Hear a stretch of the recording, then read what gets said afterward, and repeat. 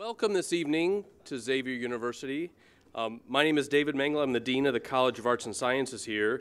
And first I would like to ask you, when you have the possibility, if you would slide in towards the center. There are a few seats interspersed, but we expect, as ever, there will be a few people coming late looking for seats.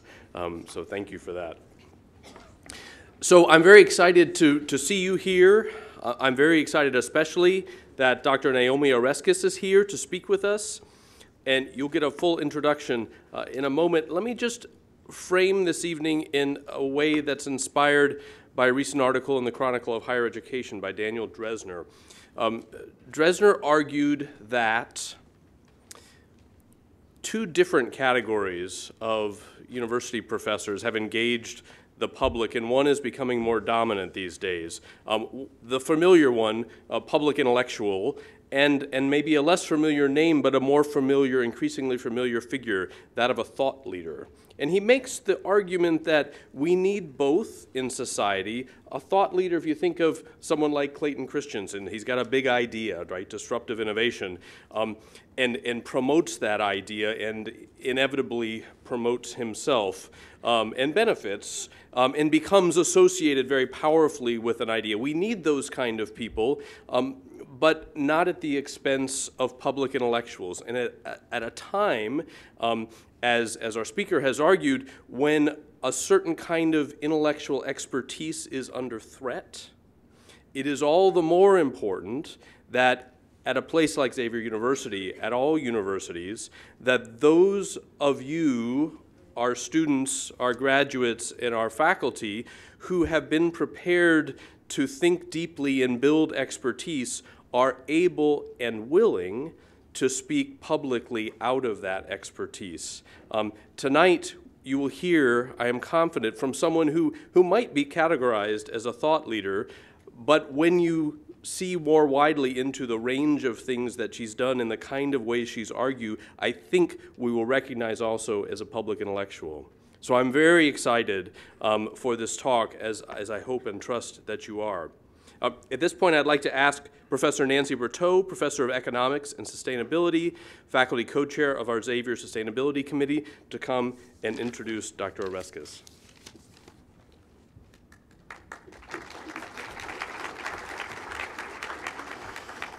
Okay, welcome everyone. Good to see a full house on such a nasty evening out there too. On behalf of my fellow members of Sustainability Committee, many of whom I see out there, and our co-sponsors for this event, Xavier's Brueggemann Center for Dialogue, Cincinnati's Green Umbrella, and Xavier's Ethics, Religion, and Society program, as well as several members of our Sustainability Advisory Board from the community. We would like to welcome students, faculty, staff, members of the public visiting with us tonight. Xavier's Sustainability Committee has hosted discussions on environmental justice themes for several years, including energy justice with speakers Amory Lovins and Jeremy Rifkin, water justice, Maud Barlow and Cynthia Barnett, consumption justice, Mark Anielski and Benjamin Barber, and this year we focus on climate justice with Naomi Oreskes. We are defining climate justice as climate-related policies and practices that are ecologically sound, as well as economically advantageous for all members of society, especially the least well-off, who are often the most affected by climate change. Tonight we welcome internationally renowned author, geologist, science historian, and Harvard professor Naomi Oreskes, a leading voice on the issue of the role of humans in affecting climate change and the scientific perspective on that. In her recent book, The Collapse of Western Civilization, she speculates on our future if warnings of climate catastrophe are ignored. Her TED Talk, Why We Should Trust Scientists, has over 1 million views. In the book and documentary, Merchants of Doubt, How a Handful of Scientists Obscured the Truth on Issues from Tobacco to Global Warming, Oreskes examined how a small group of scientists joined forces with political interests to challenge the scientific consensus on important health and environmental issues. And a couple of books are going to be for sale afterward. We'll have a book signing if you're interested. Last but not least, Professor Oreskes met with Pope Francis, sometimes known around here as simply the Jesuit Pope, on the subject of climate change and has written an introduction to one edition of the Pope's recent encyclical on humanity and the environment, Laudato Si. So join me and welcome me, Professor Oreskes.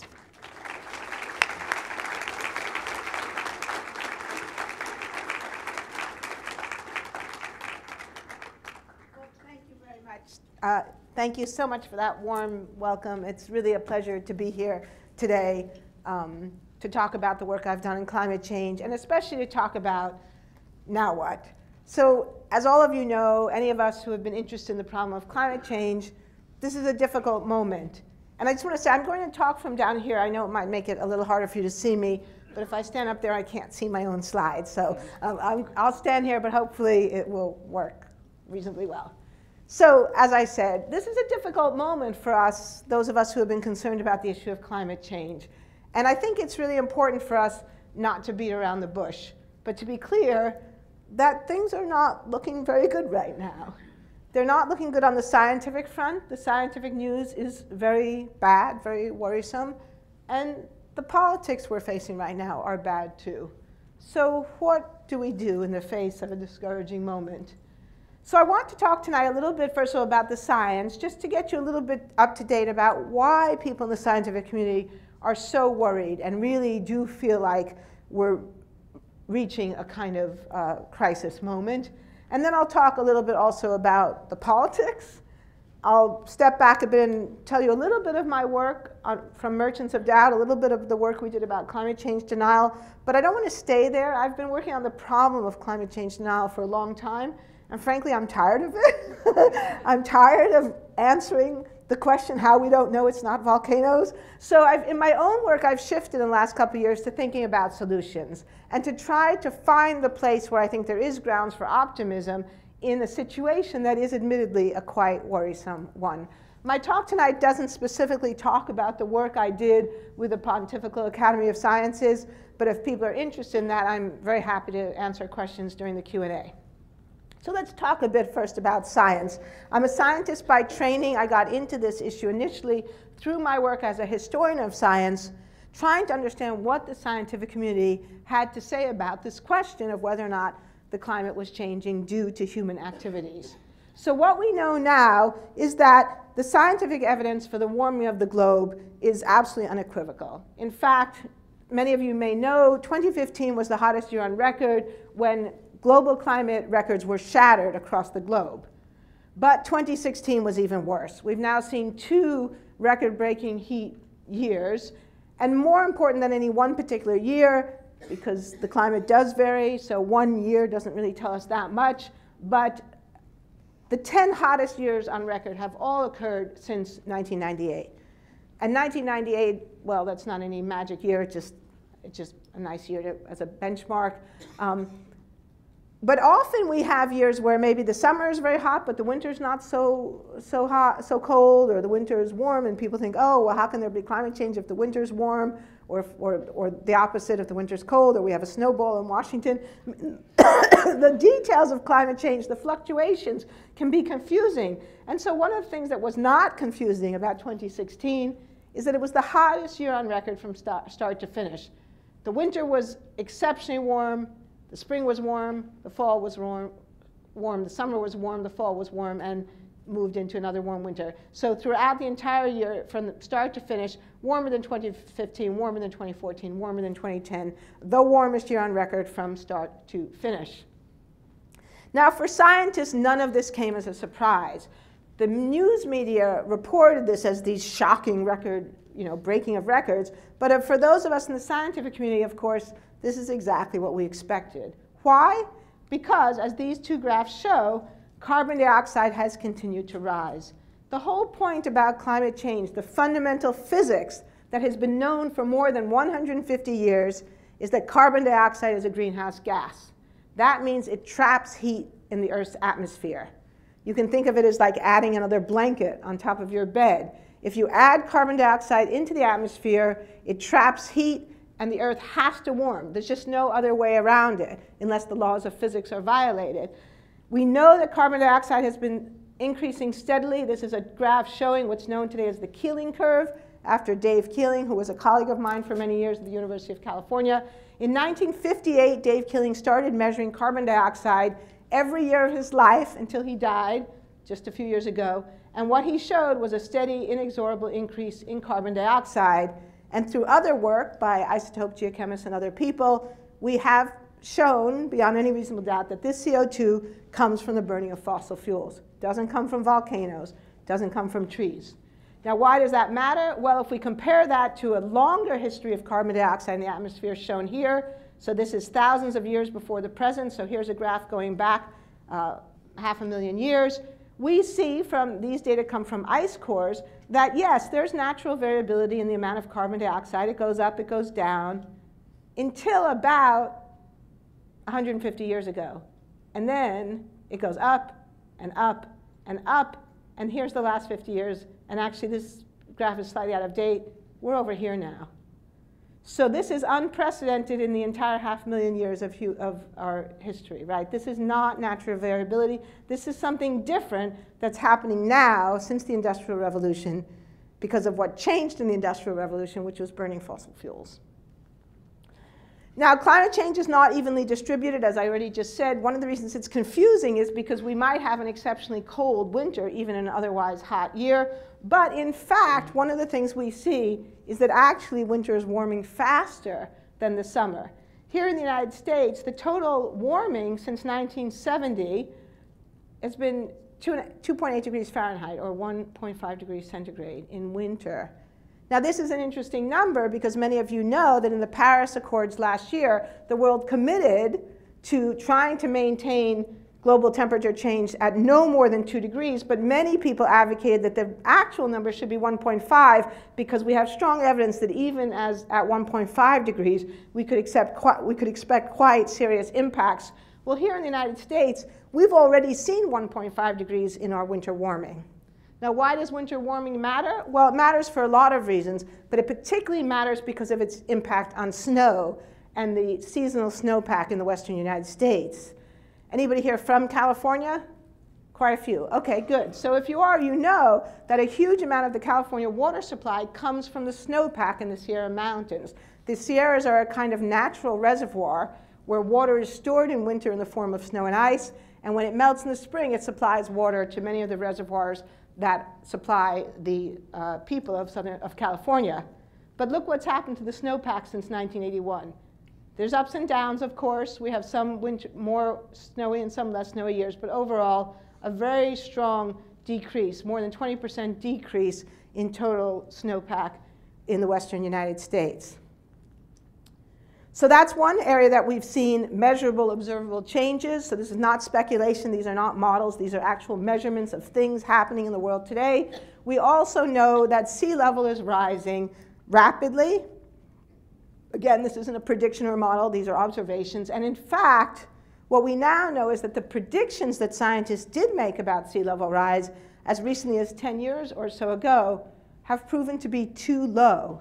So you'll sometimes hear climate change skeptics and deniers saying, oh, scientists are exaggerating the threat, they're alarmists, they're hysterical. If they're talking about me, they say I'm a hysterical female. So they get it half right. I am female, that's true. But actually, it's the opposite. Scientists have actually been conservative in their estimates. So here's just one example. In the fourth assessment report of the IPCC a few years ago, the scientists involved predicted that total sea level rise around the globe, on average, would not be more than 1 meter. And the estimates that came out of the fourth assessment report were really only around 0.5 meter. Now, even at the time, many scientists, including some scientists involved in the IPCC, said that that number was too low because it didn't fully account for what was happening in the West Antarctic ice sheet.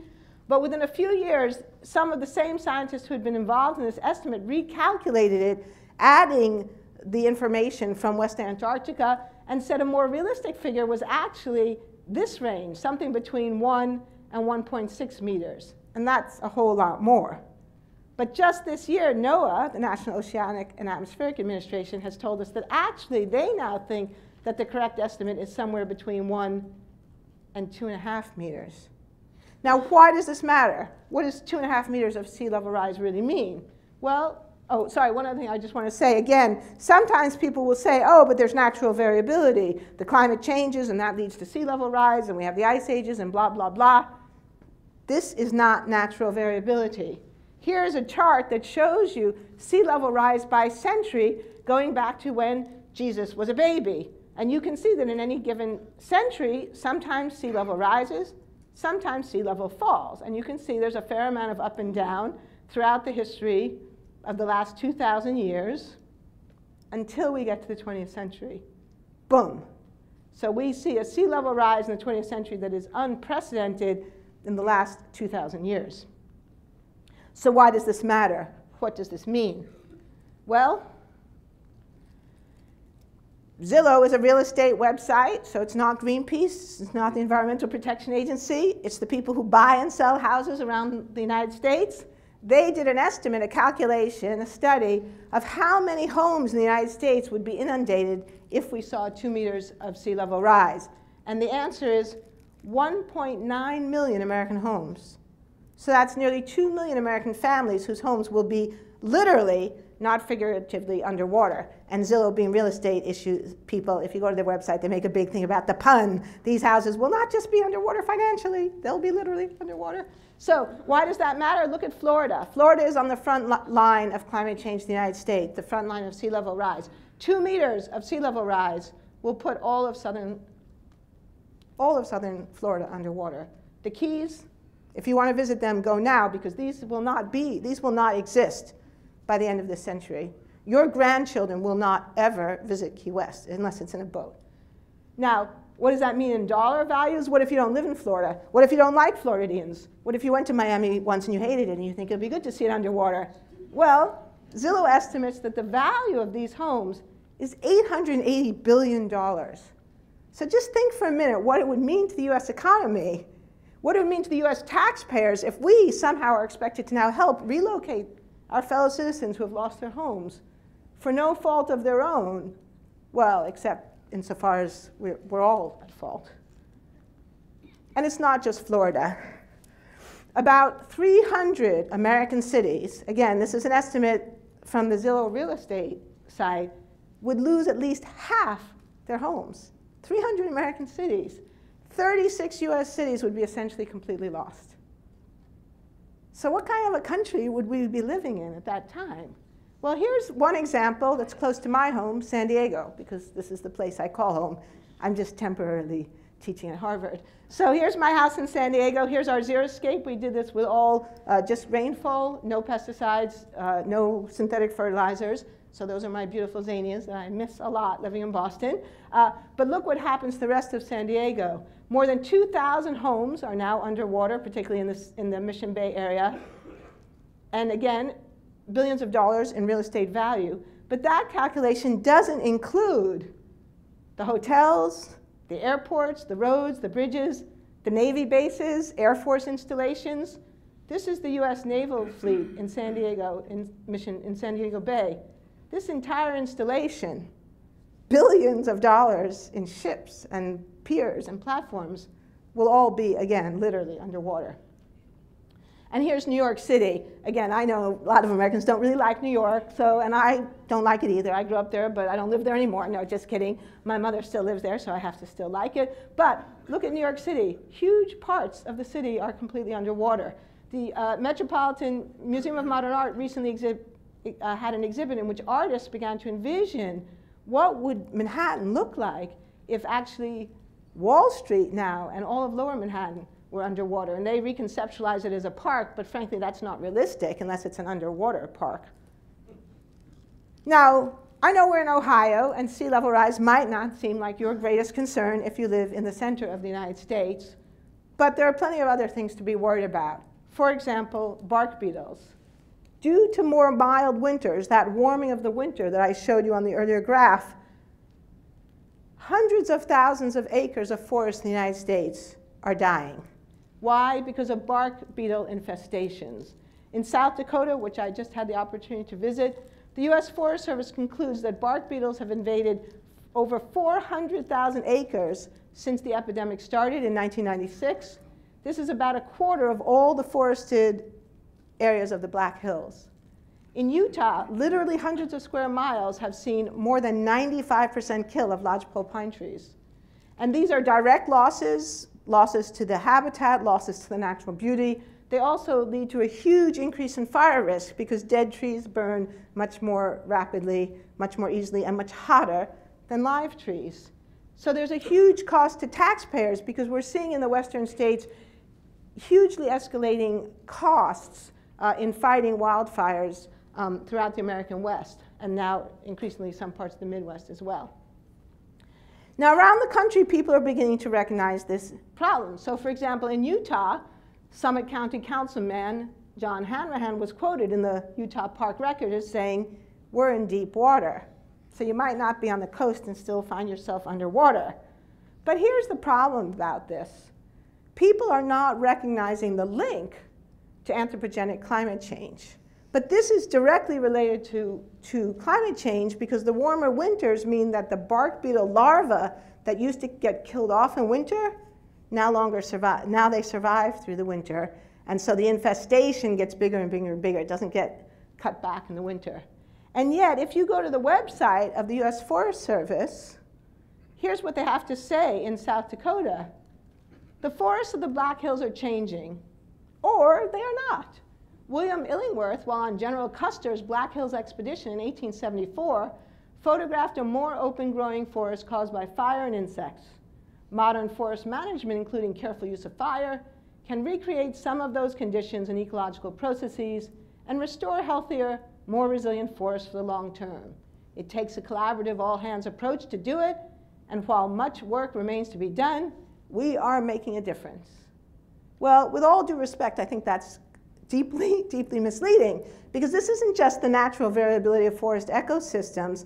This is an epidemic that has occurred since the 1990s because of global climate change. And the same in Utah. Royal Clark, US Forest spokeswoman there, said, "It's a cycle that all natural forests go through." Clark said, "It's a matter of getting used to a different face of the forest." But this is not a cycle. We have never seen a bark beetle infestation of this type in the history of the United States. Like sea level, this is not natural variability. As I just said, this epidemic is caused by winter warming, and it began in the 1990s. We know why it began in the 1990s, because that's when the average winter temperatures were no longer sufficiently cold to consistently kill the bark beetle larva. So that's just a few examples of where the science tells us that really troubling things are happening. So let's turn now to politics. I don't think I have to tell anyone in this room that the politics are bad, but I thought one way to approach this would be to show you a small clip from our film Merchants of Doubt, in which we just talk a little bit about who these people are. Who are the people who have been telling us for so long that we didn't know that climate change was real, or who have been insisting that it was natural variability, even when the scientific community was documenting sea level rise, documenting what was happening with bark beetle infestation. So let's start, let's see, how do I get, okay, normally if this is on my laptop, there's like a little arrow that I can point to here and press and get the film clip to start. Can you do that for me? Oh, there we go. Thank you.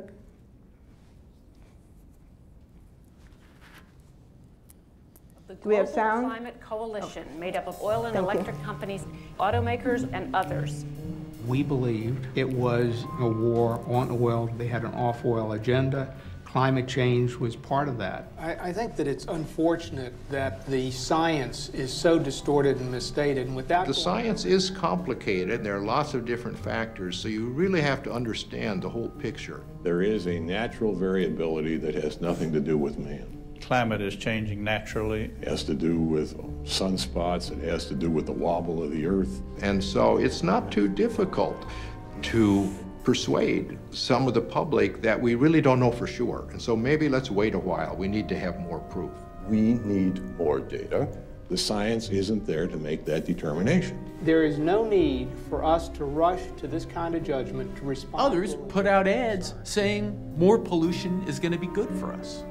A doubling of the CO2 content of the atmosphere will produce a tremendous greening of planet Earth. CO2 is a benefit to plant life. It's increasing the bounty and the productivity of the planet, our ability to feed populations in this world. What you're seeing here from the coal industry is perfectly analogous to what the tobacco industry used to do. They refuse to change, refuse to shift, and they're trying to convince us that it's actually good for us, the way they used to say, luckies make you healthy. So there it is in a nutshell. While scientists have been working hard to document sea level rise, bark beetle damage, warming of winters, overall warming of the Earth, executives of the fossil fuel industry and representatives of think tanks largely funded by the fossil fuel industry have been telling us, oh, well, we don't know, we need more data, this wobble of the Earth, right? So this is the problem. Now, one question you might ask is, why did this work? I mean, some of those film clips that I just showed you came from the early 1990s. We've been facing this kind of disinformation campaign in this country for more than 20 years. And one of the questions we wanted to understand in our own work was to see, well, why are people fooled by this? I mean, isn't it kind of obvious that if the CEO of Massey Energy tells us he doesn't believe in climate change, that he might not be objective?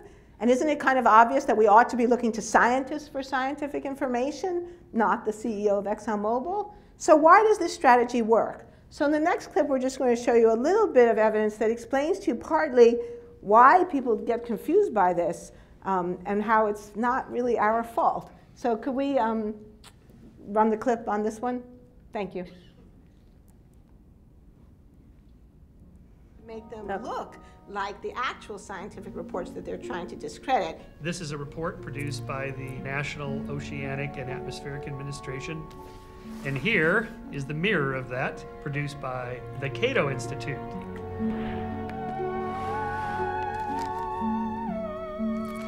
They've adopted the exact same page layout and design.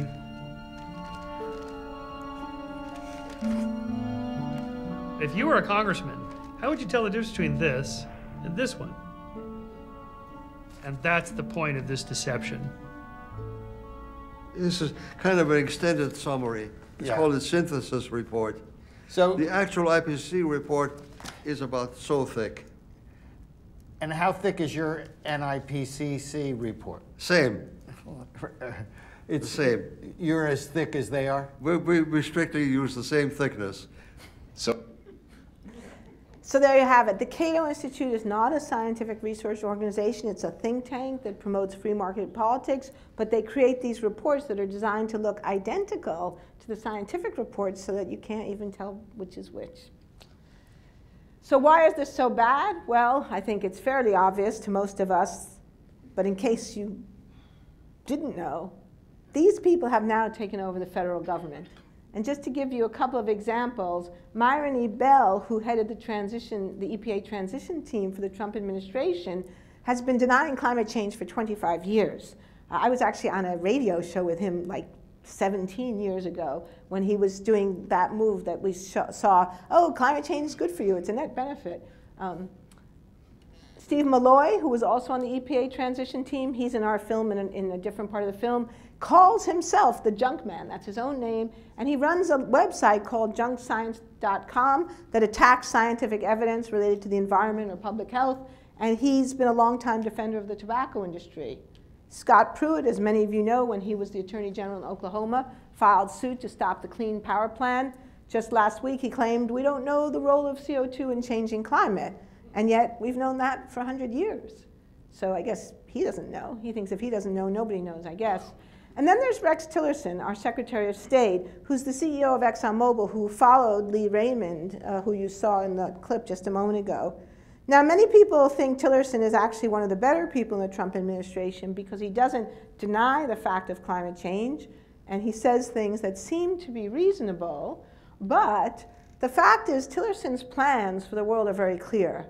And one of his central plans is to drill the world's largest remaining untapped oil reserves. So I'm going to show you one more film clip now that shows Rex Tillerson in relation to this question of the oil. So, and could you try to see if we could get the sound to start with the clip so we don't lose the first couple of sentences? Thanks. Top US oil company ExxonMobil and Russia's Rosneft have signed a deal to develop oil and gas reserves in the Russian Arctic. So that's Tillerson right there. One of the reasons this deal is now possible is because of the human-induced global warming that has rolled the ice back. It's warmer in the Arctic than it's been in at least 40,000 years. And yet there's ExxonMobil looking at that, thinking they can drill more. The very thing they paid groups to tell us wouldn't happen has now benefited them. So why does all this matter about, why does this matter about the Arctic ice? Well, because development and combustion of these reserves in the Russian Arctic, these are the largest remaining untapped oil and gas reserves in the world. This will certainly push global atmospheric greenhouse gas concentrations way above the 2-degree level, way above the level of dangerous climate disruption. And again, the scientific community has actually analyzed this. One recent scientific paper in Nature put it this way: development of resources in the Arctic is incommensurate with efforts to limit average global warming to 2 degrees C.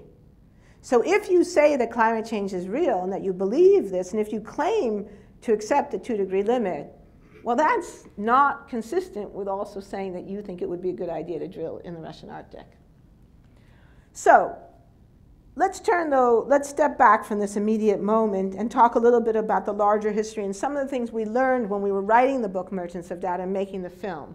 So one of the questions we were interested in was, why are these arguments persuasive not just to members of Congress who might receive those fake scientific reports, but what about ordinary American people? And this issue of climate change denial didn't start with Donald Trump. It actually started back around 1989, 1990. The first reports that we found challenging the scientific evidence, rejecting the evidence, denying there was a consensus, date from 1988. And there's an interesting phenomenon in American politics that also occurs around that time.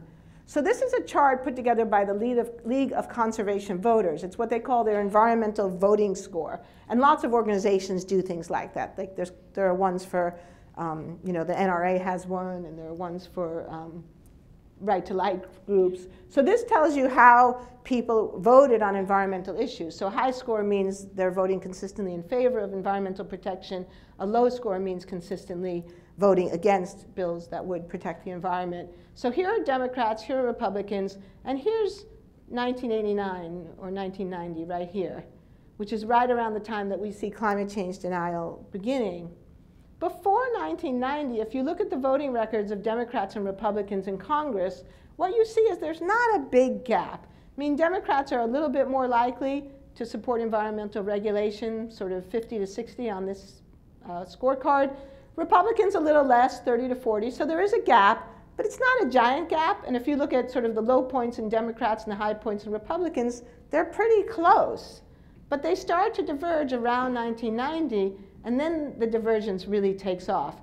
And you see this very, very increased polarization, so that by 2010, and it's probably even more today, Democrats are voting almost 90% consistently in favor of environmental protection, and Republicans only maybe 10 to 12%. So this huge polarization. So why did this happen? I mean, if you go back far enough, if you go back to the 1960s, we see major pieces of environmental legislation passing Congress by wide bipartisan margins. Like the Wilderness Act passed the Senate by a vote of 95 to 1. And at one point, I was trying to figure out who the one person was. And I actually found out it was a senator who voted against it, a Democratic senator, because it didn't go far enough. So, and President Obama actually stole that joke from me and used it in a speech. I was like, wow, that's incredible. That, like, plagiarism really is the most sincere form of flattery. Right. So, okay, so what is going on here? What explains this big difference? Well, obviously it's complicated. It's not just one thing. There are many things that explain the polarization in American politics in recent years. But if we look specifically at this question of why Republicans stopped supporting environmental protection, and remember, it was Richard Nixon who created the Environmental Protection Agency and signed into law the Clean Air Act, the Clean Water Act, the National Environmental Policy Act. So what happened? Well, one of the things that we see, if we think again about 1980, 1990, 1991, it's also when the Cold War ended. And there's a big shift in conservative politics in America after the end of the Cold War. And in particular, that shift involves an increasing commitment to the principles of laissez-faire capitalism, principles that actually had been abandoned and rejected by most people after the Great Depression, but which began to be resurrected at the end of the Cold War. The way I think about it is that when the Soviet Union fell apart, many conservatives took that as a kind of vindication of capitalism, but not just a vindication of the capitalism we had at that moment, but a vindication of a kind of purer form of capitalism, that if capitalism was the better system, then the best form of capitalism was the purest form. And so conservatives, Republicans, people on the right wing of the political spectrum started returning to a more extreme version of laissez-faire capitalism, to believe in arguing that we needed to let markets flourish, to decrease government involvement, and to decrease regulation, which included beginning to reject the idea of environmental protection, among other things, also worker protection, other sorts of things. Now, often letting markets flourish, decreasing government involvement, often that is a good idea. But sometimes markets fail. Sometimes a legal product hurts or kills people, like tobacco, like those Luckies that actually didn't make you healthy. And sometimes economic activity creates serious problems like climate change that markets don't seem to know how to fix. I mean, if the markets could fix climate change, that should have happened by now because we've known about this problem for 25 years. So economists call these situations market failure. And it's obvious then that if the market has failed, then these failures require some kind of government action to remedy the market failure. And this is where things then begin to become tricky.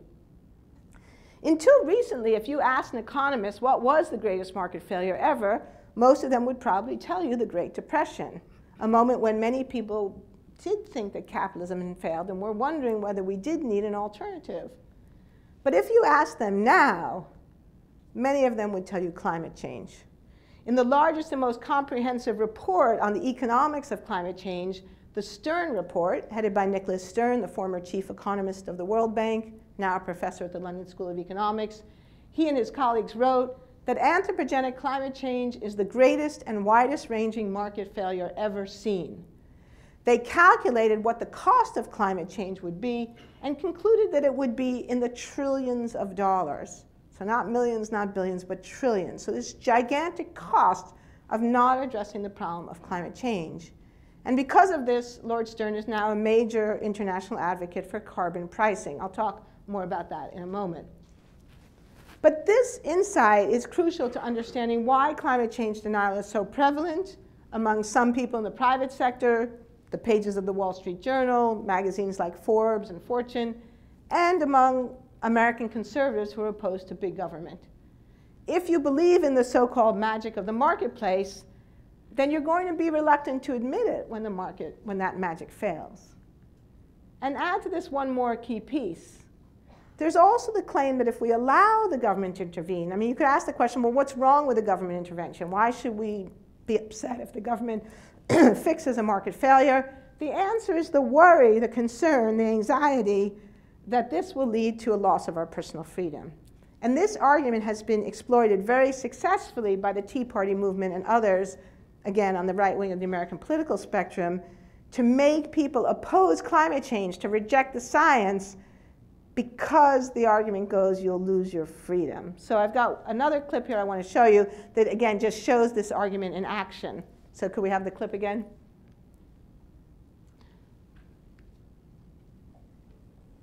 Good afternoon, fellow freedom fighters! So this is Tim Phillips. Oh, that's it?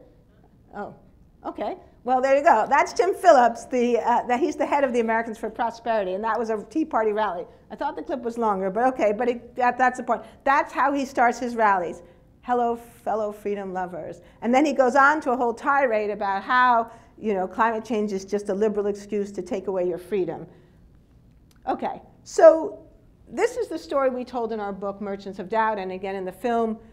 Really what we came to understand by studying this over the course of several years is that climate change denial isn't about the scientific facts. It's what sociologists call implicatory denial. We reject facts when we don't like their implications. And it's not just climate change. It's like smokers who reject the evidence that smoking was addictive because they didn't want to admit that it meant that they were an addict. Because, I mean, let's face it, who wants to admit that you're an addict, right? So you don't want to admit that you're an addict, so you say, oh, well, smoking's not addictive, I could quit any time. Or like the famous joke, it's really easy to quit smoking, I've done it 15 times. Right? So the implication is that the free market isn't magical, that we actually do need government. We need government to intervene. Now, of course, the fossil fuel industry plays a role, as you saw in the first film clip. Climate change denial is largely funded and promoted by the fossil fuel industry. And the reason for that is obvious and doesn't need to be belabored. They don't want to give up a profitable product. So just like the tobacco industry before them. But it succeeds with us. It succeeds with the American people because it plays on our belief in free markets, our resistance to big government, our dislike of taxes, and our love of freedom. And after all, on some level, those are all reasonable things. So here's the crucial point. Acting on climate doesn't actually mean that we have to have bigger government or higher taxes. The so-called implications are not actually true. ExxonMobil wants you to think that it does, and so does Tim Phillips, and so do the Koch brothers, but they're actually wrong. And so I want to finish the rest of the talk by just talking a bit about how we know they're wrong and how we can break the cycle between climate change denial and this issue of freedom and big government and taxation. So how can we do this? Well, let's look at some of the other issues where science was also challenged by the merchants of doubt. So in our book, one of the things we show is that the same people using the same strategies and tactics repeatedly attacked science and scientists on a whole set of issues, environmental and public health issues. It begins with the harms of tobacco. So the roots of the story are in the tobacco industry, but it includes arguments about acid rain, about pesticides like DDT, about the ozone hole, and then finally today, climate change. The exact arguments that were made to try to undermine the science that are made today to undermine the science of climate change were previously made about all these other issues. And that was sort of the tell for us when we started realizing the same arguments were being used over and over again. Even though the science was different, in every case they were still saying, oh, well, the science isn't settled, and we don't really know, and it would cost too much to fix it, and it'll lead to higher taxes, again and again and again and again. So how did we fix those other problems? Because we did. And did they lead to higher taxes and big government and loss of personal freedom? No, they didn't. So let's turn to acid rain, something that some of you may remember because acid rain was a big issue here in the American Midwest. How did we address acid rain? Nobody talks about acid rain anymore. Did we just forget about it? No. I mean, we sort of did, but we actually addressed it. And we addressed it with something called an emissions trading system, a system in which companies were told there was a limit to how much pollution they could emit, and that limit would go down over time. But if they couldn't meet the limit by the year they were supposed to, they could buy and sell permits with other companies. So a company that could easily meet the limit could sell some of their pollution credits to another company, and it gave industry time and flexibility to figure out how to address the problem, but they had to address the problem. They couldn't just do nothing. That law was passed as part of the Clean Air Act amendments of 1995 and signed into law not by a Democrat, by President George H.W. Bush. Taxes did not rise. In fact, the cost of electricity fell. And as far as I know, people in the American Midwest did not end up any less free than their fellow citizens in Massachusetts and Connecticut and California or Utah or anywhere else. So the myth that this would somehow increase taxes, reduce our freedom, it's just that, it's a myth, right? It's a myth designed to make people worry that we can't fix this problem, even though we actually can. We solved the problem of acid rain with a sensible law. Now, of course, there was some loss of freedom. Companies lost the freedom to dump pollution into the atmosphere without being responsible for it. I think that's a freedom that they should have lost. And what about the ozone hole? How did we fix that? Some of you are old enough to remember that too. So for those of you who weren't, for the undergraduates here, and I know there are some of you, the ozone hole threatened the existence of life on Earth. Stratospheric ozone protects us, people, plants, animals, from UV radiation, which in small amounts gives you a sunburn, in moderate amounts causes cataracts and skin cancer, and in large amounts kills you. So without a stratospheric ozone layer, life on Earth could not continue. And that's not an exaggeration, that's a scientific fact. So what did we do about stratospheric ozone? Well, under the Montreal Protocol to protect the ozone layer, the nations of the world agreed to ban the chemicals that were destroying stratospheric ozone, a group of chemicals known as the chlorinated fluorocarbons. Now that's a pretty serious government intervention in the marketplace, to ban a product completely, to make it illegal to buy, sell, or use that product. So what happened to the world? Did taxes rise? Did we lose our freedom? No, we still have refrigerators and air conditioners. That's the main thing that these products were used for. Is your refrigerator today just as good as the refrigerator you had 20 years ago? It's probably better. It's probably more efficient. We didn't lose our freedom to buy these products or to keep our food fresh. Why? Because it turned out that DuPont, who was the major manufacturer, was incentivized to find alternatives. And when they knew that they had to find alternatives, they did, and they actually found alternatives pretty quickly. And the substitutes turned out to be no more expensive than the products they replaced. So when you have an incentive, the private sector will respond. You know, there's a famous old wives' saying or adage that necessity is the mother of invention. Well, the law can be a pretty powerful form of necessity. So we made it a law, and the private sector responded. And what about tobacco? As I've already mentioned, the original merchants of doubt were tobacco executives who for 40 years denied the scientific evidence of the harms of their products. And this was one of the discoveries we made early in the research that made us realize that we had a book to write, that climate change denial, acid rain denial, ozone denial had its roots in the tobacco industry defending a product that we now know killed millions of American people. The strategy of selling doubt was invented by the tobacco industry in conjunction with their advertisers and public relations firms. There are many, many documents. There are now millions of pages of documents about the history of tobacco, but the most telling one that's now frequently quoted, the most famous memoranda is this one, sometimes referred to as the Doubt is Our Product memo, because this was written by a tobacco industry executive in 1969, quote, "Doubt is our product, since it is the best means of competing with the body of fact that exists in the minds of the general public." The tobacco industry strategy has now been articulated. It's very clear because there have been many books written now, many case studies. We now know exactly what that strategy was, and it's the same strategy used by climate change deniers. Insist the science is unsettled, we don't really know, long after, in fact, the science really was settled. Insist that it's up to people to decide for themselves whether or not they want to smoke, and if we tell them not to, they're losing their freedom. And this is, of course, despite the fact that we actually knew that nicotine was addictive, so it's not exactly a choice. And argue that if we let the government decide whether or not we should smoke, then it's only a matter of time before the government takes over our lives and we lose our freedom. So how did we actually protect Americans from this deadly, addictive, and yet legal product? I mean, today, for only about 20% of Americans smoke. At the peak of smoking in the United States, it was about 50%. Nearly half of all Americans smoked in the 1950s. Well, it's interesting to look at the history of tobacco because the answer is it wasn't one thing. The fight against tobacco was a very multi-pronged fight that involved action on a lot of different levels, local, state, and federal.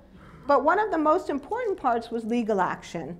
And legal action happened on a number of levels as well. Ordinary citizens, smokers or their families, smokers who were sick or were dying, or the families of smokers who had died, and also the attorney generals of 36 states in the United States sued the industry for the damages caused by its products. And in the beginning, many of these suits were not successful. Initially, juries were not that sympathetic to smokers. They thought, well, you know, you didn't have to smoke. But as the evidence of the addictive nature of smoking came out, and as the evidence of industry lying and malfeasance came out, that changed, and juries began to find the industry liable for knowingly selling a deadly and addictive product. A very important case involved flight attendants, a case of Norma Bruin versus Philip Morris. It turned out lung cancer rates among flight attendants were sky high. Haha, that's a bad pun. Extremely high rates of lung cancer, even among flight attendants who didn't smoke. Norma Bruin was a Mormon. Not only did she not smoke, but nobody in her family smoked, and none of the people she spent time with in her free time smoked. And yet she developed lung cancer at a relatively young age, in her 50s, I think it was, if I remember. She and a group of flight attendants, also who were all non-smokers, brought suit and won successfully. And this was a very important case in demonstrating to the American people that it wasn't just the smoker's choice whether or not to smoke, because if you smoked, your flight attendant, your bartender, your husband, your wife, your children could end up with lung cancer, even if they never smoked a single cigarette in their own lives. And finally, the US Department of Justice prosecuted the tobacco industry under the RICO statutes, racketeer influenced and corrupt organizations. Under this law, the industry was found in courts to have committed fraud, and the prosecution then revealed this long history of industry dishonesty, malfeasance, and fraud. But it wasn't just legal action. Ordinary citizens also organized to create bans on smoking in public places. The federal government then banned smoking on airplanes. And of course, taxes. This is one area where taxes were raised, because one thing we do know about people, if you raise the price of something, it can discourage them. And many studies now have shown that if you raise taxes on tobacco products, it's particularly effective in discouraging young people from smoking. And this is extremely important from a public health perspective, because many studies have now shown that if you don't start smoking by the time you're 25, chances are you will not start. Almost nobody starts smoking after 25. And teenagers are very sensitive to the price of things. So if you make cigarettes expensive enough, it will discourage teenagers from smoking. And so virtually all states in the union passed tobacco taxes, and they also found it was a good way to raise revenue. So now you might be thinking, oh, so their taxes really did go up. Well, oh, and let me just say, and you may also be thinking there was a loss of freedom as the government began to ban smoking in many places. So there was a bit of a loss of freedom. Smokers today can't just smoke anywhere they want. Nowadays, many smokers, people who still smoke, mostly do it in the privacy of their own homes. But there was actually a huge gain in freedom. The freedom of the majority of Americans not to be made sick or even killed by the effects of secondhand smoke. And was there a net increase in taxation? Well, not really, because smokers then did have to pay more for the right to smoke, but the majority of Americans ended up paying less because we no longer had to pay the huge costs of smoking-related damages, costs that were being borne by state Medicare and Medicaid programs that were being passed on to the taxpayers. So given this history, given what we know, why should we believe anything that these climate change deniers say? The short answer is we shouldn't. Given their history, we really shouldn't view them as having any credibility at all. And this is one reason why, after many years of having slides where I take on all the deniers' claims and tell you why they're wrong, I don't do that anymore. I think it's more important for us to understand these people have a history of lying to us. These people have a history of defending products that kill people. And somehow they sleep at night, and I don't know how they do that, but they do.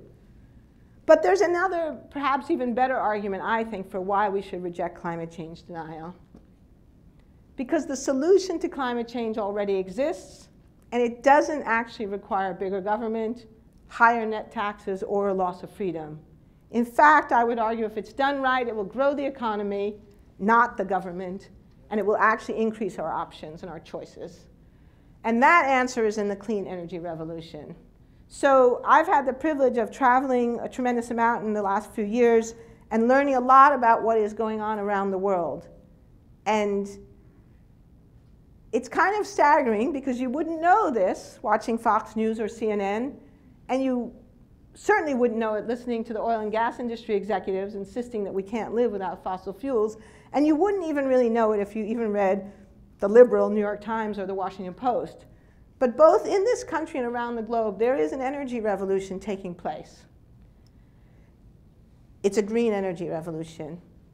The cost of solar photovoltaic power has collapsed. It has fallen dramatically to the point that solar energy now is the cheapest form of new energy in many places around the globe. How many of you knew that solar energy is now cheaper than fossil fuels in 60 countries? Okay, well, this is a very educated audience. That's great. But for those of you who didn't know, I mean, this comes as a big shock to most people. Most of us have been raised to think that solar power is nice. That's great if you can afford it. It's great if you're a rich Harvard professor or a Californian. But for the rest of us who are trying to make ends meet, it's not realistic, right? We hear that all the time. But it is realistic. In fact, in some cases, it's cheaper. It's more realistic.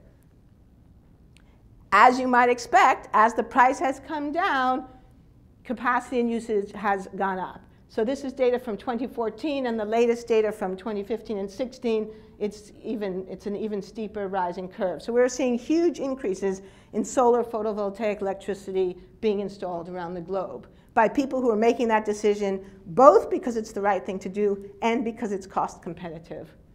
Similarly, wind capacity is also rising. Again, these data only go to 2014, but 2015 and 16, the curve continues upward. Renewables are now half of all new electricity being installed around the globe. So that's pretty amazing when you think about it. Half of all new electricity, and a typical electrical power plant is expected to last maybe between 30 and 50 years. So that means if this increase can continue to rise, that within the next 10 or 20 years, all of our new energy is renewable, it means that within 50 years or so, we could convert the entire electricity economy to renewable energy. So this isn't just a science fiction fantasy or a liberal dream. This is something that is actually already beginning to happen. It needs to be sustained. It needs to be continued. But this change is already happening. And now a lot of times you'll hear people in the United States blame China. Well, what's the good of our doing anything if China doesn't do it? Well, actually, China is now ahead of us. China recently announced that they're going to cancel 104 new coal power plants that they had previously planned and replace them with either renewables or nuclear power. So what's driving this? Is it the magic of the marketplace? I mean, maybe the conservatives were right all along, and actually the market is going to solve this problem. We don't need government intervention. Well, not exactly. The last 2 years, I've had the opportunity to work with some terrific colleagues at MIT who are doing very detailed studies about what drives technological innovation in the energy domain. So my good colleague, Jessica Transick, she's actually the lead on this, even though I guess these were two of her graduate students, did a detailed evaluation of the question of what was driving the reduction in cost in photovoltaics that I just showed you on the previous slide. And they looked at a lot of different factors and did very detailed analyses, and they concluded that the key feature, the key thing, were policies that stimulated market growth.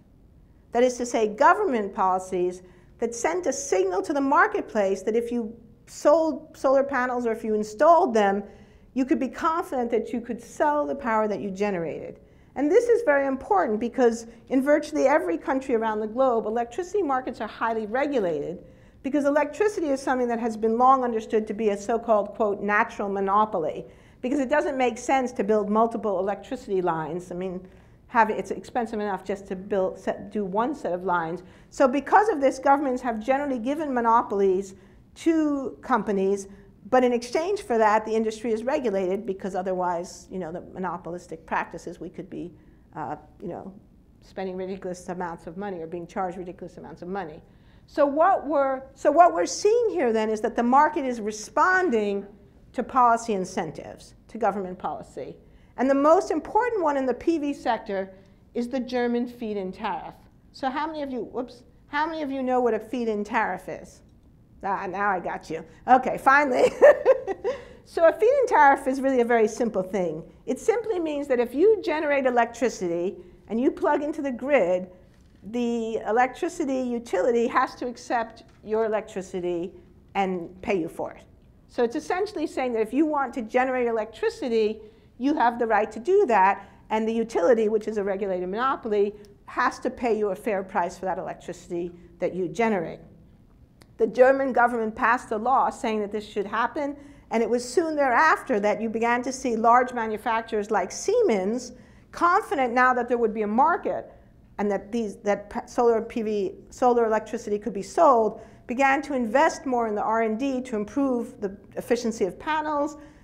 The cost then begins to come down, and then the market begins to do the thing that it does well.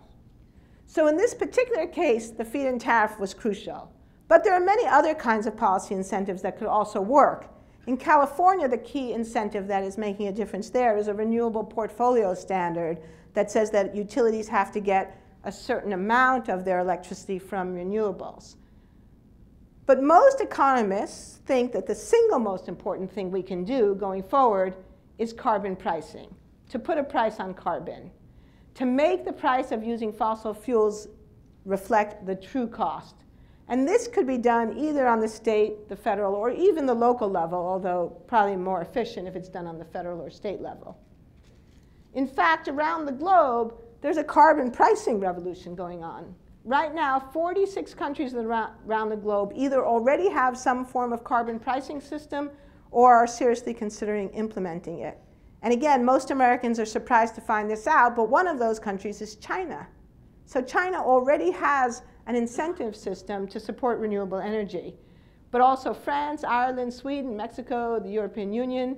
In Canada, 2 provinces, BC and Alberta, have carbon pricing systems. And you know, this is really important. Alberta is the Texas of Canada. So if they could pass a carbon pricing system like anybody could.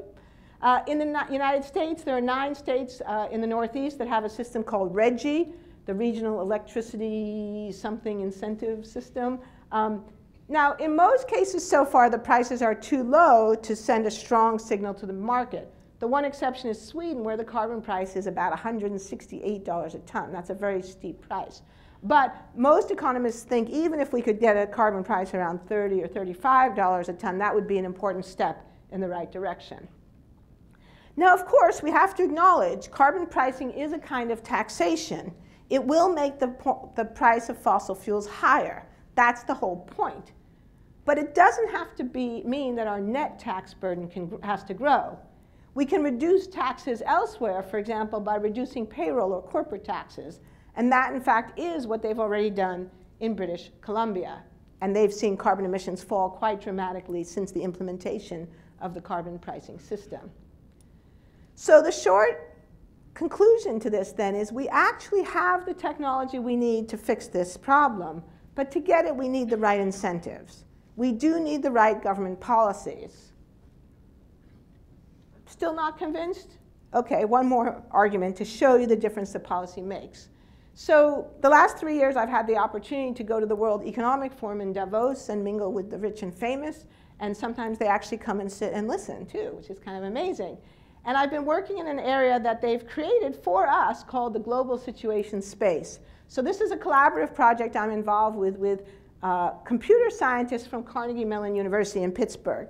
And what my terrific colleagues, Randy Sargent and Ilya Norbash, have done is to take literally terabytes of data from NASA, from NOAA, from Google Earth, from Landsat, images and data about climate change, about deforestation, about sea level rise, about immigrant flows, and to put all these data together into computer visualizations. So we don't have to just tell people that climate change is happening, we can actually show them.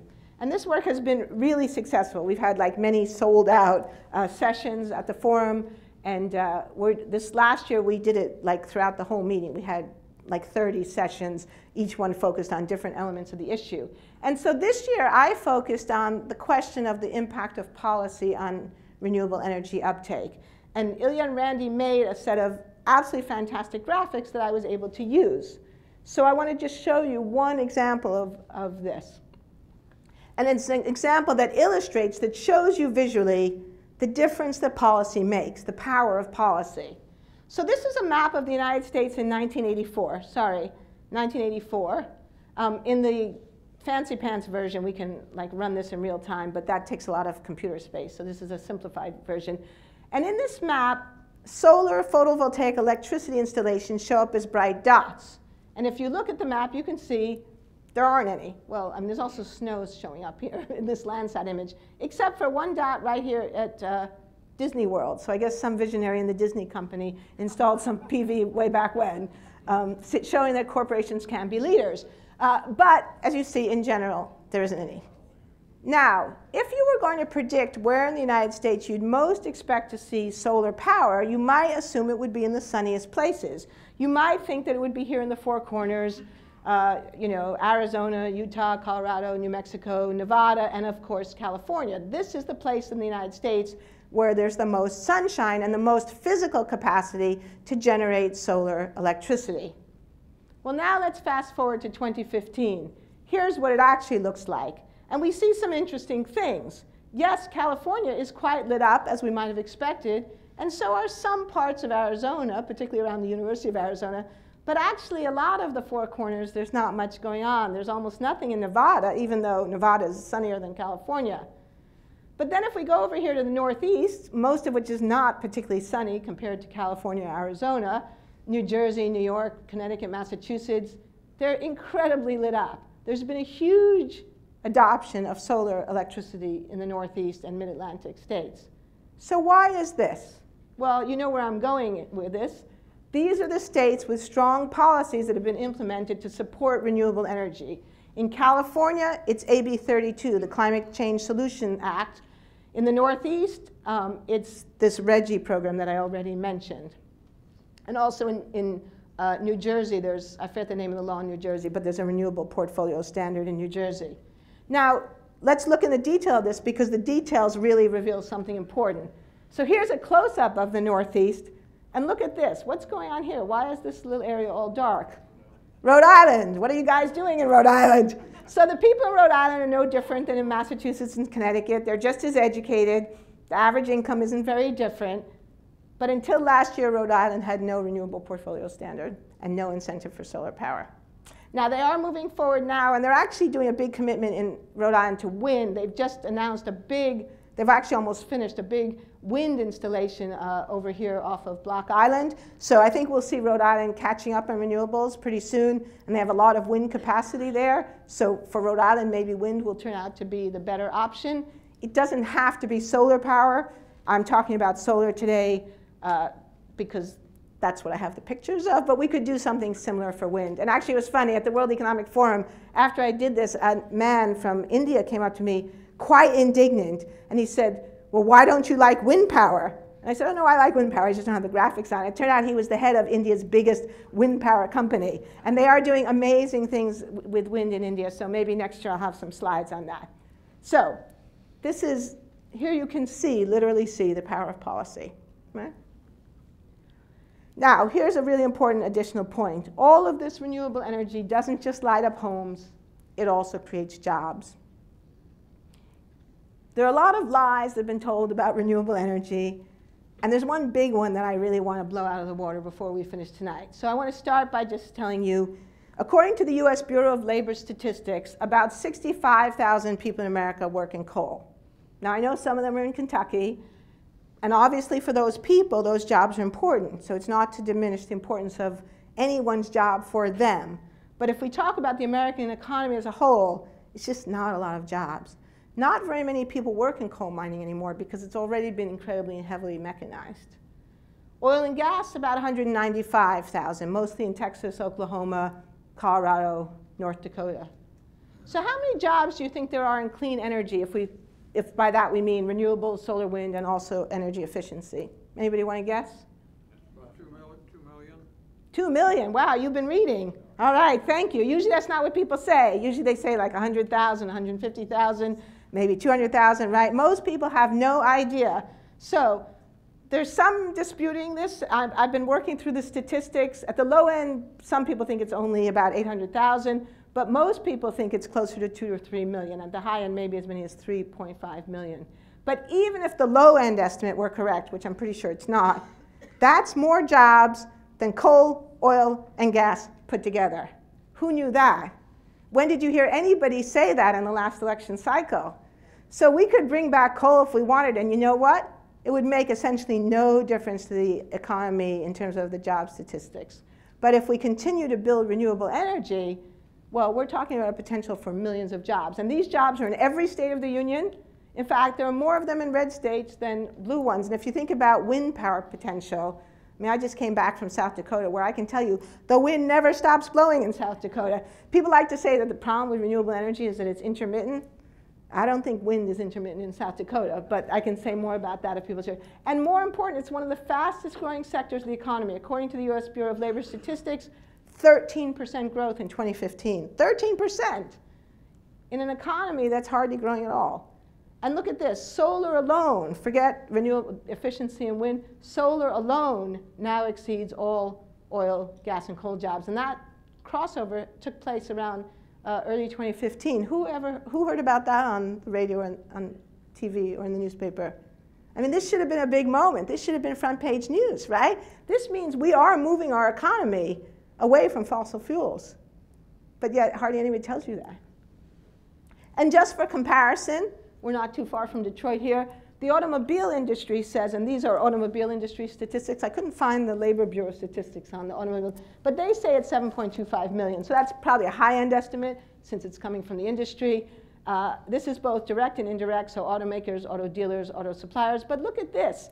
If, let's say, our gentleman's 2 million number for renewables is right, which I think it probably is, that means there are more people working in renewables now than in auto dealerships. And it means that the renewable power industry, the renewable energy industry, is actually now a significant fraction of the American job economy. And yet almost nobody knows that. So in an economy where overall growth is sluggish, renewable energy growth is very strong, and it's outpacing many other sectors. So what's the take home? The technology we need to fix this problem largely exists, and it creates good jobs that cannot be easily outsourced. But to get it, we need the right policies, policies that support the renewable energy industry, just like the feed-in tariff in Germany. And this, then, is the central argument that economists make for carbon pricing. It doesn't have to be carbon pricing. It could be an emissions trading system. It could be a carbon taxation system. But there's a strong argument in favor of carbon pricing. Because technology alone doesn't solve the problem, because for now, fossil fuels are still cheaper in most places and for most people. And there's two reasons why that's true. The first is because we don't actually pay the true cost of fossil fuels. We don't pay for all the damage that carbon-based fuels do, just as smokers didn't pay the true cost of tobacco. There's a difference between the price, what we pay in the marketplace, what you take out of your pocket or your wallet or your credit card, and the cost, what we pay in all the various different ways when we buy and use a product. So here's an analogy to help you think about the difference between the price and the cost. The price of tobacco, if you go and buy a pack of cigarettes, it might cost you $5. But if you smoke for 30 years, you might also pay with your health when you contract emphysema or heart disease or die from lung cancer. And if you end up dying from lung cancer, that's a real cost to you and your family, but it's a cost that's not reflected in that price of the pack of cigarettes. So economists call this the problem of external costs. The International Monetary Fund estimates that the external costs of carbon are $1.3 trillion a year. The second reason, of course, is that fossil fuels are heavily subsidized. So one of the ironies of the debate about the energy in the energy system is that people will say, oh, well, renewables are too expensive. Or they'll say, I'm defending the free market. I don't believe in a government intervention in the marketplace. But the fact is that the energy economy is not a free market. Fossil fuels are intensely subsidized. The World Bank did an analysis a few years ago in cooperation with a number of other organizations. In the last year for which I was able to find data, in 2008, global subsidies to the fossil fuel industry, $700 billion every year. $700 billion a year. Now, we can compare this to other subsidized industries. Many industries are subsidized. Fossil fuels are not the only one. Agricultural subsidies, $400 billion. Fishing, $30 billion. Low carbon energy, $26 billion. That comes from the Stern report. That's from a different source. The fossil fuel industry is the most heavily subsidized industry in the world. It's the farthest from a free market of any of these industries. Here's another comparison. Some of you will remember during the bank bailout, we had the Troubled Asset Recovery Program, otherwise known as the bank bailout. TARP costs $700 billion to bail out the banks. Global fossil fuel subsidies are $700 billion. So what does that tell you?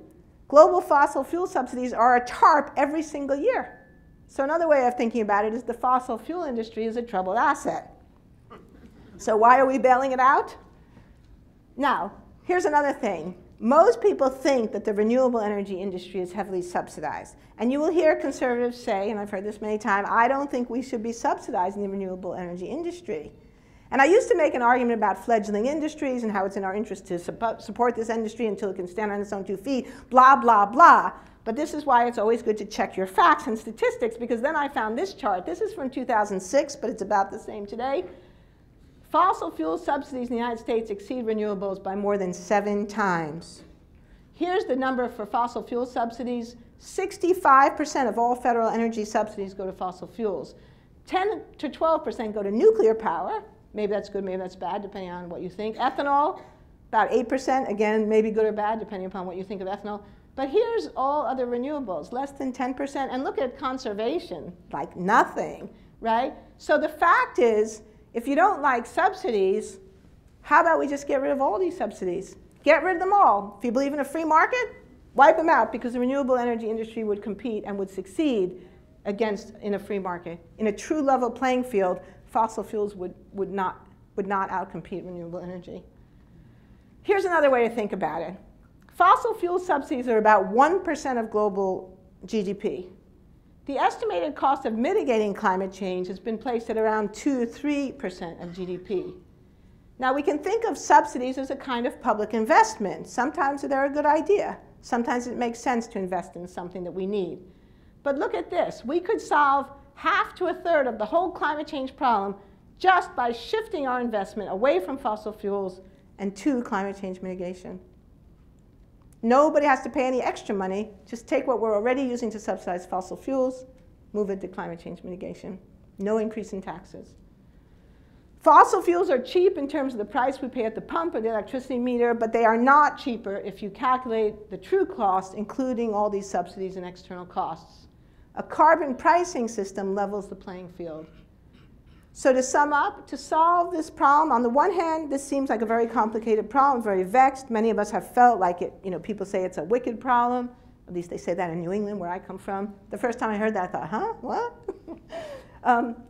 But it's not actually a wicked problem. It's actually a pretty simple problem. To solve it, you need technology, and you need the right policies to support the right technologies. We don't need bigger government, but we do need different policies. Policies that help us create the future we want for ourselves and for all the other humans and creatures with which we share the gifts of creation. And I want to end then with one other final point. The climate change deniers like to claim that they're defending freedom, and that's the biggest lie of all. Because it's not fixing climate change that will lead to bigger government and loss of freedom.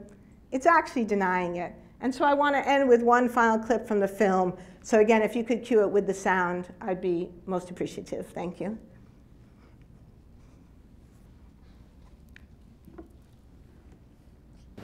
As sea level rises and hurricanes become more intense, people get killed, their houses and communities get destroyed. Or think about heat waves and droughts that ruin agricultural communities. All of these are problems that it will require government intervention to address. The great irony of this story, to me, is that people who don't like big government are going to get more of it. And we're going to see more money being spent on dealing with the aftermath of these disasters. There will be billions of dollars in real estate losses, but more than that, people will die. That's why it matters. That's why this is meaningful for us and not just for polar bears or people in Bangladesh. That's why so many people in the scientific community now are really starting to talk in very worried tones, because there's, I think, a growing sense in the scientific community that we're running out of time to prevent a train wreck. So I haven't talked a lot tonight about the moral or ethical dimension of this, but I think it begins to be clear. And so what I'd like to leave you with tonight is the thought that each and every one of us does have an obligation to do what we can to prevent the train wreck. Thank you very much.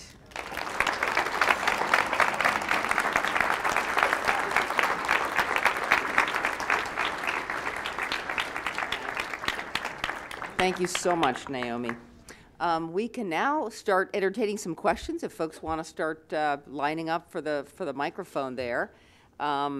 And while folks are lining up, I have a couple reminders of events coming up. We have our Midwest Regional Sustainability Summit, which is this year going to focus on the theme of equity and sustainability, taking place right here in Cintas on June the 9th, so I hope you come to that. Also have a couple of flyers on the table out there. One is Cincinnati Climate Conversation, taking place at the Pleasant Ridge Library on May the 6th. There's a flyer for that. There's also a showing of Naomi's documentary, The Merchants of Doubt, that's taking place on Monday, May the 1st at the Price Hill Recreation Center. So there's flyers for these over there. And we got plenty of people lined up right now, so I'll let you carry on. Thank you. Go ahead, thank you. What are Is it on? What are scientists saying the train wreck is going to look like if we don't change?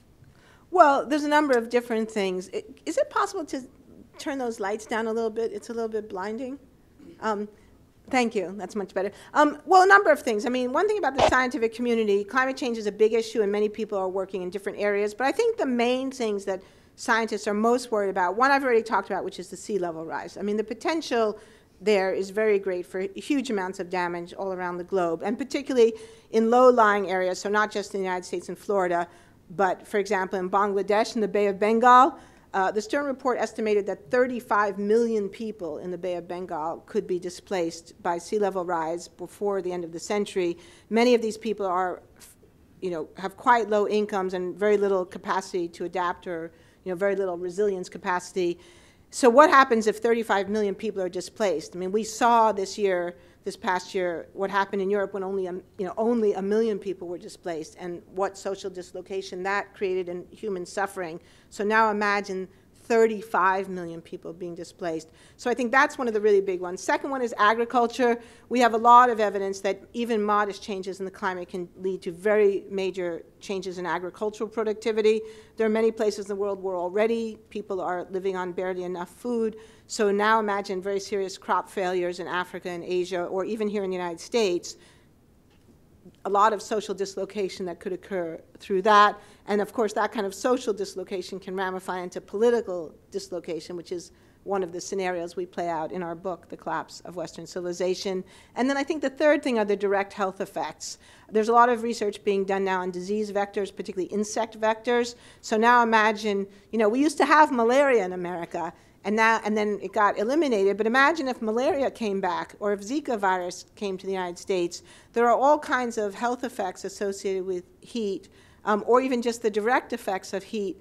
I mean, people die in heat waves. In the summer of 2003, 35,000 excess deaths occurred in Europe in a heat wave that we now know was definitely related to climate change. So we can expect greatly increased deaths, particularly among elderly people, but also poorer people who don't have air conditioning, related to heat-related deaths. And again, think about places in Africa or Asia or the Middle East that are already extremely hot climates where, the limits of human adaptability are already being pushed, and now imagine just pushing them a little bit further. Do you think there's a chance our species won't survive? No, I think we'll survive. I don't think this is about survival, but I think there'll be a lot of pain and suffering and losses along the way.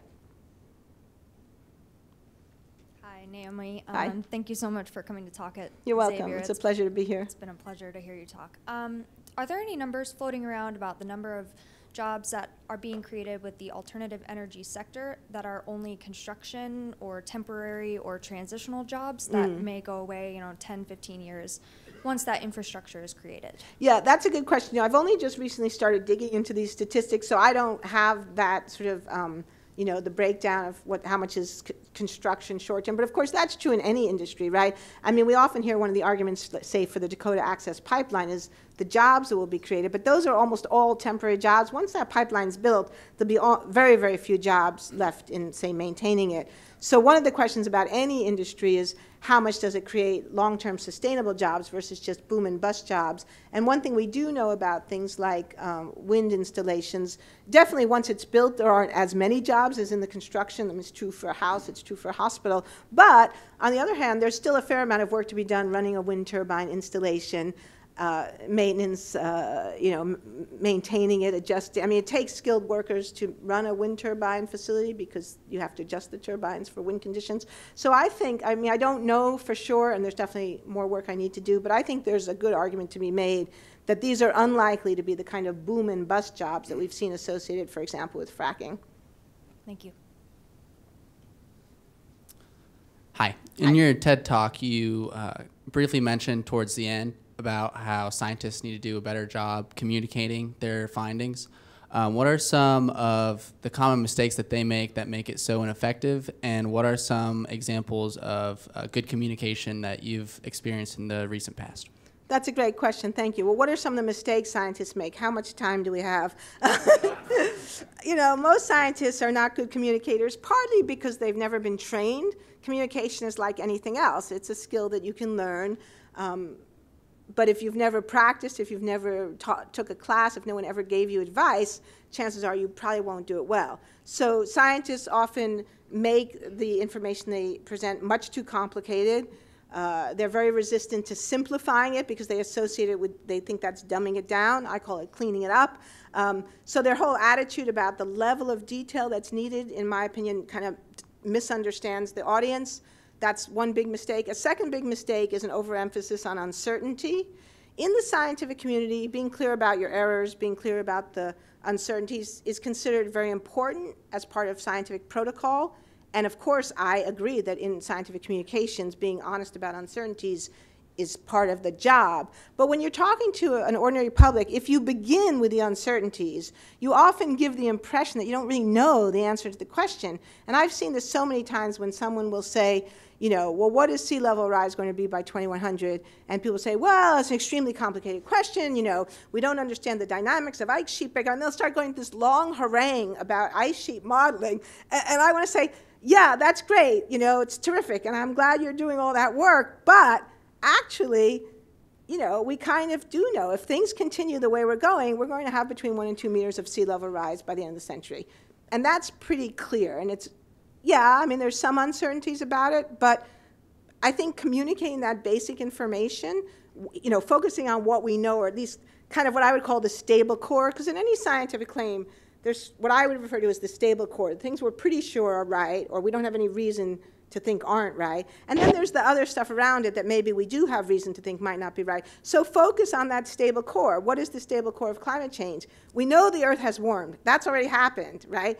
We know that it will continue to warm if we don't get CO2 under control. We know that that warming is already having significant impacts, sea level rise, extreme weather events, changes in plants and animals, bark beetle infestation. So, I mean, there are these things we know, and I think that scientists need to focus much more on that. So I guess those would be the two main ones. And then the third one I would say is insulting your audience. So I've seen lots of scientists say offensive things about religious people. And, you know, sometimes I like beg my colleagues not to do that. I said, you don't have to believe in God. You don't have to believe in religion.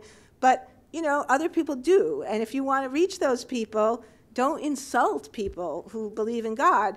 And, you know, the word God means a lot of different things to different people, right? And you don't have to, you know, you don't have to insult people. And so if I could remove one famous scientist from the planet, I would remove Richard Dawkins, who I think has done so much harm and has made the job of evolutionary biologists so much more difficult because of the incredibly insulting way he talks about religious faith.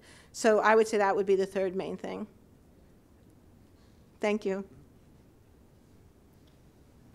Thank you for coming to Xavier University. Thank I work at a rival school across town, and I took out all my clothes that said UC, so thank you for coming. I really appreciate it. Calm down and do what? Took off all my UC. No, I wanted to see what your shirt says. Oh, come down and spread the aloha. Nice. Are you from Hawaii? Family. Nice. So I guess I represent to a lot of people the train wreck. I come from the Republic of Kiribati, Marshall Islands, the Tokelau, Tuvalu, Maldives, family Anote Tong, a big speaker on climate change. How do we get our stories valued? How do we get our tragedies valued? How do we get ourselves heard to the point where graphs and charts are heard? Because at COP meetings, we're always the side events. At big talks, we are the most impacted, the least responsible, but we're always ignored. Maybe we'll get a couple of interviews, maybe we'll get a couple of people to do humanitarian stories on us, but how do we elevate ourselves to the general public so that they know that this isn't something in the future? My niece died 3 years ago. 1.5 years old from water that was salinized by the ocean washing over our lands. How do we get to where you are? Well, you know? Yeah, that's a great question, and I'm sorry for your loss, and thank you for raising it. I don't know the answer to that. I'm not a media specialist, and I have to say in my own life, you know, my position is a surprise to me. I started out as a historian of science. My first 2 books are about the history of continental drift and plate tectonics. I worked on some pretty academic things, and then I stumbled across this Merchants of Doubt story, met Eric Conway, who like had a piece of the story, and I had a piece, and we put the pieces together and suddenly realized we had a story to tell, and so we started working on it and speaking out in public, and then one thing led to another. So I don't know what the answer is.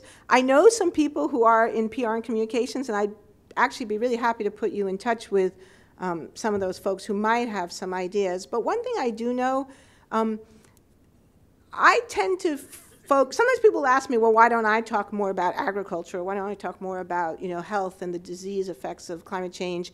And one of the reasons, the answer to that is, I try to focus on the things I really understand and know myself, and to work from my expertise and then build out from there, because I think that people are very sensitive about authenticity, and I think people have very high antenna and radar for inauthentic things.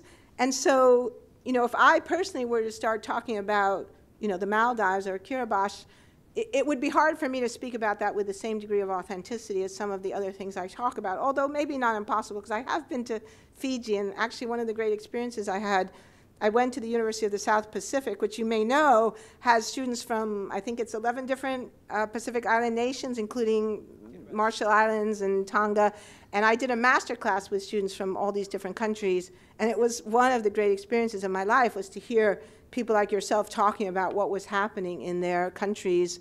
And we had a big conversation about post-colonialism and sea level rise. So it was a really great experience, and I feel like I learned a lot from that. But I think that one of the interesting aspects of this problem, one of the tricky aspects, is that, and we talked a little bit about this at dinner tonight, part of the challenge of talking to Americans about what's happening around the rest of the world is that many Americans shut down. Because what they hear is that they hear you saying, you're a bad person. The way you live, your big house, your big car, your leaving lights on, is killing people in the Maldives, or killing people in the Marshall Islands, or killing people in Fiji, and people shut down because what they hear is, you're a bad person. And they think, no, I'm not a bad person. I didn't do that. I'm not responsible for that. And so there's a kind of cognitive dissonance, a kind of disconnect. But at the same time, I think part of the reason there is that shutdown is because people don't want to be bad people, right? Most people want to be good. And I think that there is an opportunity there.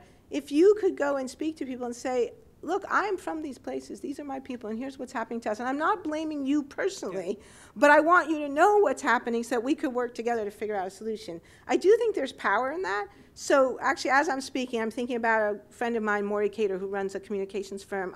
Come up to me afterwards. I'd like to put you in touch with her, and maybe we can figure out some strategies for getting you out to people who need to meet you.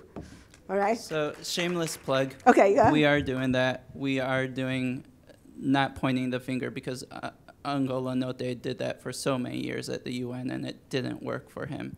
He did that in Geneva. He did that everywhere, big meetings.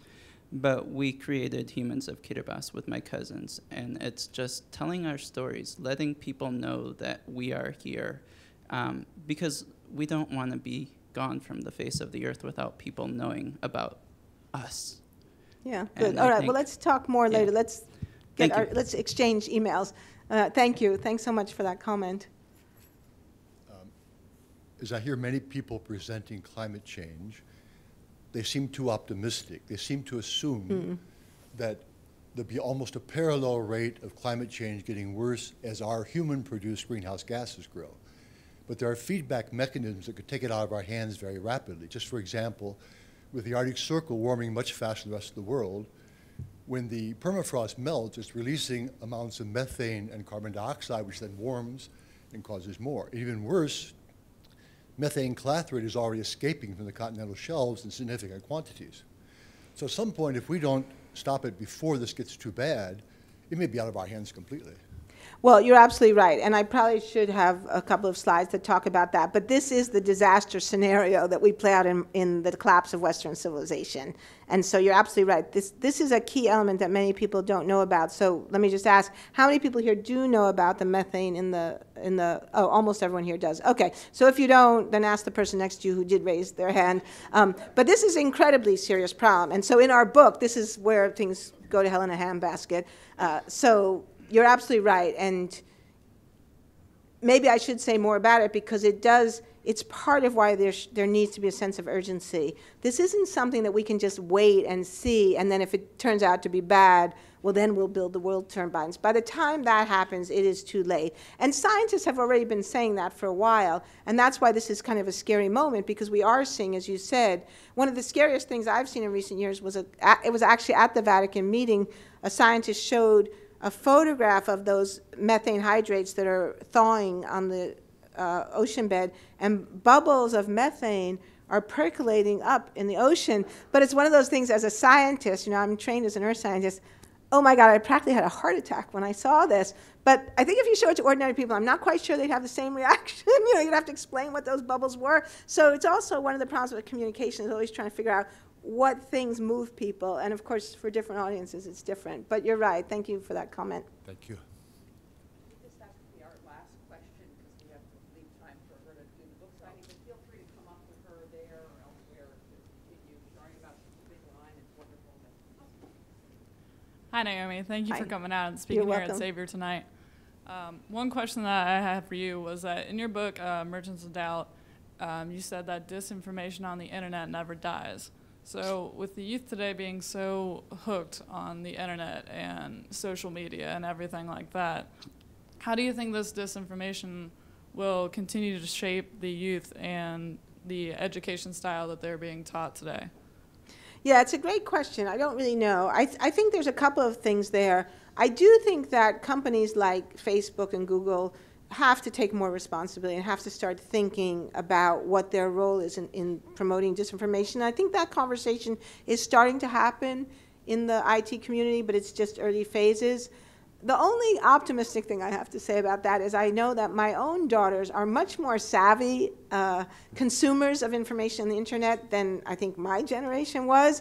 I think we didn't realize, you know, because we grew up with the World Book Encyclopedia, right? We didn't realize that so much hogwash could be put on the internet so easily. You know, our children know that and they've grown up with it, so I think they are a little bit more savvy, but I do think that still it's not enough. It's not enough to just say caveat emptor. I do think that the internet providers have to take some responsibility here, and there's got to be some kind of sense of corporate responsibility there. So thank you for that question. Thank you. All right.